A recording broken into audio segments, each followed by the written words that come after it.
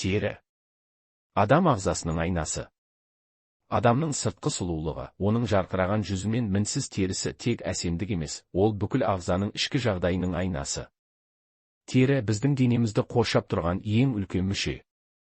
Адам ағзасында орта есеппен 1,5-2 шаршы метрді алып жататын бұл орган, бізді сыртқы ортаның зиянды әсерінен қорғайды. Көп адамдар теріні жай ғана көрінетін дене бөлігі деп қабылдайды. Алайда шын мәнінде тері бұл күрделі, көп қабатты, жүйелі қызмет атқаратын тірі құрылым. Оны тек крем жағып күту жеткіліксіз. Тері сау болу үшін ішкі ағза, тамақтану, су ішу, ұйқы, спорт, күйзеліс деңгейі бәрі де әсер етеді. Сәлем достар, бүгінгі осы ұзақ әрі пайдалы видеода біз терінің құрылымынан бастап, оның күтім жолдарына, бет терісінен бастап аяқ-қол күтіміне дейін толық талдаймыз. Табиғи майлар, үй жағдайындағы маскалар, күнделікті күтім ретін, безеумен күрес, қартаюға қарсы күтім, бәрін қарастырамыз. Достар, ендеше видеомызды жалғастырмас бұрын, каналға тіркеліп, лайк басып, қолдау білдіріп кетіңіз. Қазақ тілді аудиторияның дамуына бірлесіп үлес қосайық. Терінің құрылымы және қызметтері. Тері үш негізгі қабаттан тұрады. Бірінші, эпидермис. Терінің ең сыртқы қабаты. Бұл, біз көзбен көретін бөлігі. Ол қорғаныш қызметін атқарады, яғни микроб, шаң, химиялық заттар мен күн сәулесінің әсерінен қорғайды. Екінші, дерма. Ортаңғы қабат. Бұл қабатта тер бездері, қан тамырлары, шаш түбірлері орналасқан. Дәл осы жерде терінің серпімділігі мен беріктігін қамтамасыз ететін коллаген мен эластин ақуыздары түзіледі. Үшінші, гиподерма, ең терең қабат. Бұл жерде май жасушалары орналасады. Ол дене температурасын тұрақтандырады, сонымен қатар энергия қорын сақтайды. Тері қандай қызметтер атқарады? Қорғаныш қызметі. Тері ішкі ағзаларды сыртқы әсерден қорғайтын бірінші қабат. Сезу.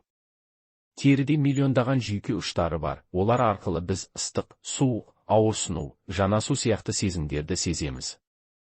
Термореттеу. Терлеу мен қан тамырларының кеңеюі арқылы дене температурасын реттейді. Зат алмасу. Тер арқылы ағза артық су мен тұздан, кейбір токсиндерден тазарады. Иммундық қызмет. Эпидермис бетіндегі микробтар тері микрофлорасын қалыптастырып, зиянды бактерияларға қарсы күрес жүргізеді. Терінің түрлері және олардың ерекшеліктері. Әр адамның терісі әртүрлі. Дұрыс күтім жасау үшін, алдымен өз теріңнің түрін анықтап алу керек. Терінің 5 негізгі түрі бар. Бірінші. Қалыпты тері. Бұл терінің ең сау түрі. Тесіктері көрінбейді, артық майланбайды, құрғақта емес. Бет таза, тегіс, жұмсақ. Безеу, қызару, тітіркену сирек кездеседі. Күтімі оңай. Күтім кеңесі. Жеңіл кремдер, табиғи майлармен ылғалдандырып отыру жеткілікті. Күннен қорғайтын кремді күнде қолдану маңызды. Екінші. Құрғақ тері. Құрғақ теріде ылғал мен май жетіспейді. Бет жиі қабыршақтанып тартылып тұрады. Қартаю белгілері ерте байқалады. Күтім кеңесі. Теріні құрғатпайтын, ылғалдандыратын кремдер мен табиғи майлар, зәйтүн, авокадо, жожоба майы қажет. Ыстық сумен жуынуға болмайды. Үшінші. Майлы тері. Бет жылтырап тұрады, әсіресе маңдай, мұрын, иек аймағы майлы болады. Безеулер мен қара нүктелер жиі кездеседі. Бұл гормондық тепе-теңсіздікпен, дұрыс емес күтіммен байланысты. Күтім кеңесі. Теріні күніне 2 рет жуу керек, бірақ қатты құрғататын сабын қолдануға болмайды. Теріні тұрақты түрде тазалап, су негізіндегі крем қолданған жөн. Төртінші. Аралас тері. Бұл түрінде бет аймағы 2 түрлі болады. Маңдай, мұрын, иек майлы, ал бет ұштары мен иек құрғақ. Бұл өте кең таралған түр. Күтім кеңесі. Зонаға арналған жеңіл құралдар, ал құрғақ бөліктерге ылғалдандырғыш қолдану қажет. Әртүрлі аймаққа әртүрлі маска қолдануға болады. Бесінші. Сезімтал тері. Күнге, суыққа, косметикаға тез тітіркенетін, қызаратын тері. көбінесе аллергиялық реакциялармен бірге жүреді. Күтім кеңесі. Құрамында спирт, хош иіс немесе химикат жоқ, гипоаллергенді өнімдер қолдану керек. Табиғи күтім құралдарын абайлап пайдалану қажет. Күнделікті тері күтімі. 4 негізгі қадам. Күнделікті тері күтімі. Терінің сұлулығын, сау болуын, серпімділігін сақтайтын негізгі тәсіл. Бұл күтім 4 негізгі кезеңнен тұрады. Бірінші. Тазалау. Теріге жиналған шаң, май, тер, макияж қалдығы, өлі жасушалар барлығы күн сайын теріге жабысады. Егер оларды уақытылы тазаламаса, тесіктер бітеліп, безеу, қабыну пайда болады. Таңертең және кешке 2 рет жуыну керек. Қалыпты және майлы теріге гель, көбікті тазалағыш. Құрғақ және сезімтал теріге жұмсақ, кремді тазалағыш. Маңызды, сабынмен жуыну терінің табиғи балансын бұзады. Оның орнына арнайы бетке арналған құрал қолданған жөн. Тонер. Көп адам бұл қадамды өткізіп жібереді.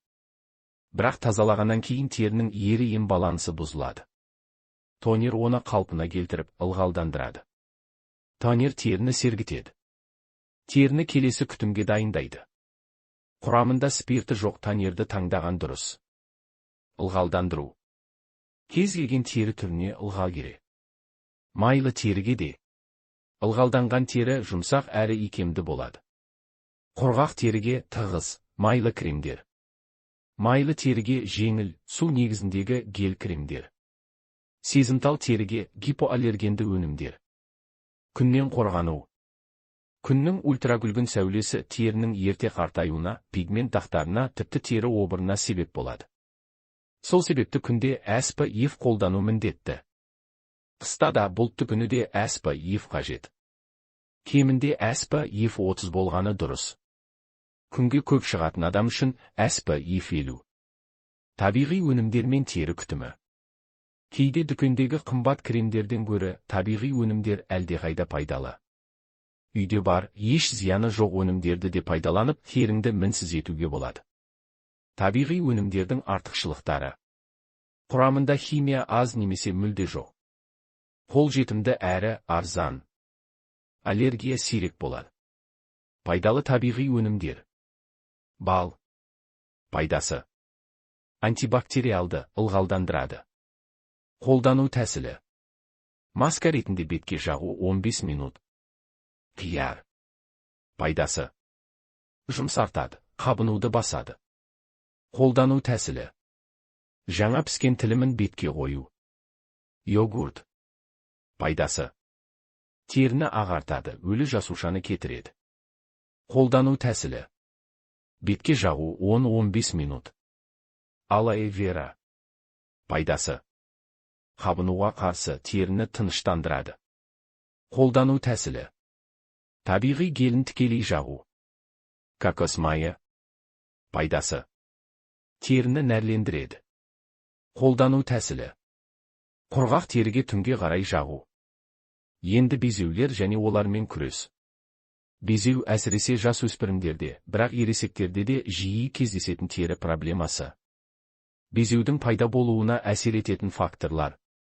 Гормондық өзгеріс. Қате күтім. Май бездерінің шамадан тыс жұмыс істеуі. Стресс. Дұрыс тамақтанбау. Безеумен күрестегі маңызды қадамдар. Қолмен қыспау. Бұл тыртық қалдыруы мүмкін. Тек кәсіби тазалау керек. Теріні күнде 2 рет тазалау.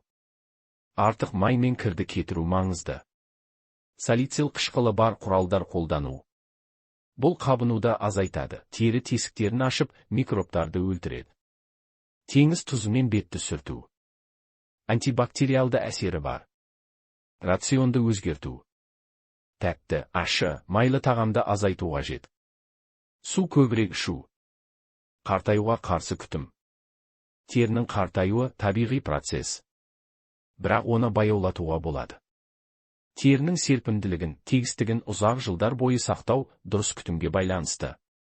Қартаюдың негізгі себептері. Ультракүлгін сәуле, күн. Құрғақ ауа, су тапшылығы. Ұйқының жеткіліксіздігі. Стресс. Қант пен зиянды тағамдар. Жас ұлғайған сайын коллаген мен эластиннің азаюы. Ерте қартаю белгілері. Көз айналасындағы әжімдер. Тері құрғап, жұқара бастайды. Пигмент дақтар пайда болады.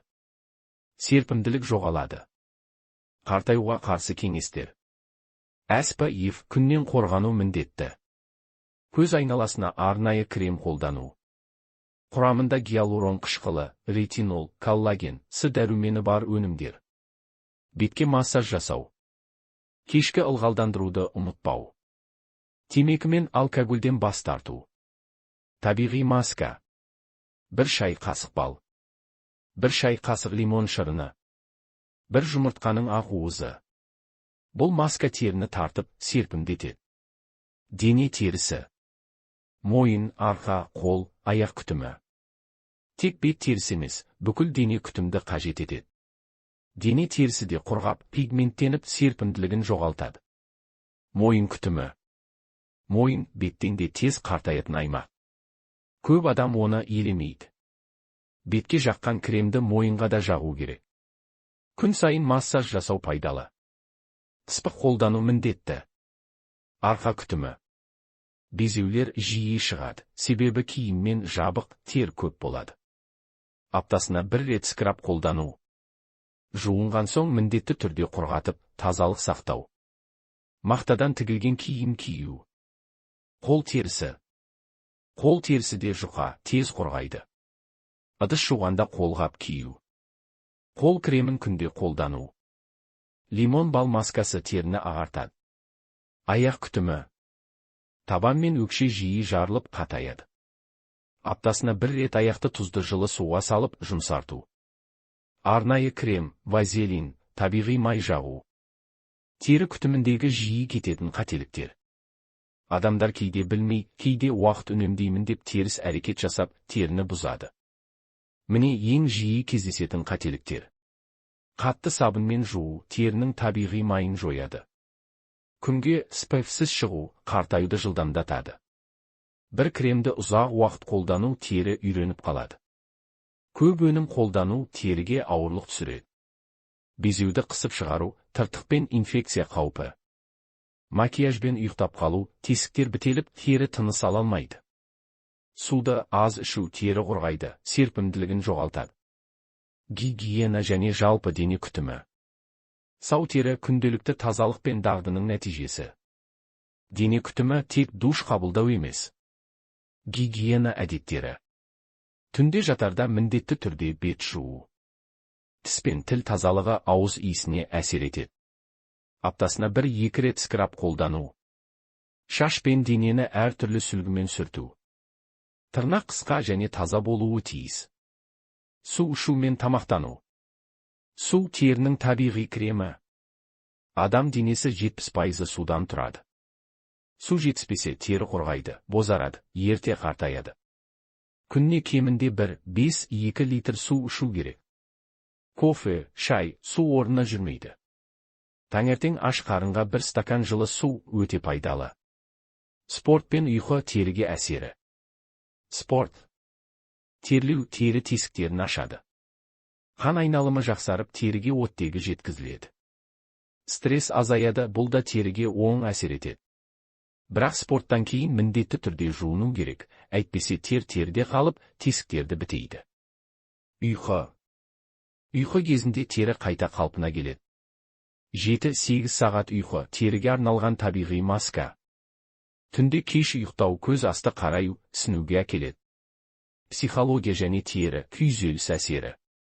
Көп адамдар беттің бөртуін косметикадан көреді, бірақ ішкі күйзеліс негізгі себеп болуы мүмкін. Стресс гормон балансына әсер етеді. Безеу, псориаз, экзема, тері қышынуы күйзеліс нәтижесі болуы мүмкін. Эмоциялық тұрақтылық тері тазалығының кепілі. Кеңес. Күнделікті серуен, тыныс алу жаттығуы. Медитация немесе дұға. Ұйқы мен тамақ режимін сақтау. Қорытынды, таза тері, сау өмір салтының нәтижесі. Бүгінгі ұзақ әрі мазмұнды видеомызда біз тері туралы өте көп ақпарат білдік. Тері жай әдемілік үшін емес, ол біздің денсаулығымыздың айнасы екенін түсіндік. Бұл адам және организм арнасында дайындалған тері және дене күтімі атты тақырыптағы терең әрі пайдалы әңгіме болды. Егер бұл видео ұнаса, лайк басыңыз. Каналға жазылыңыз. Достарыңызбен бөлісіңіз.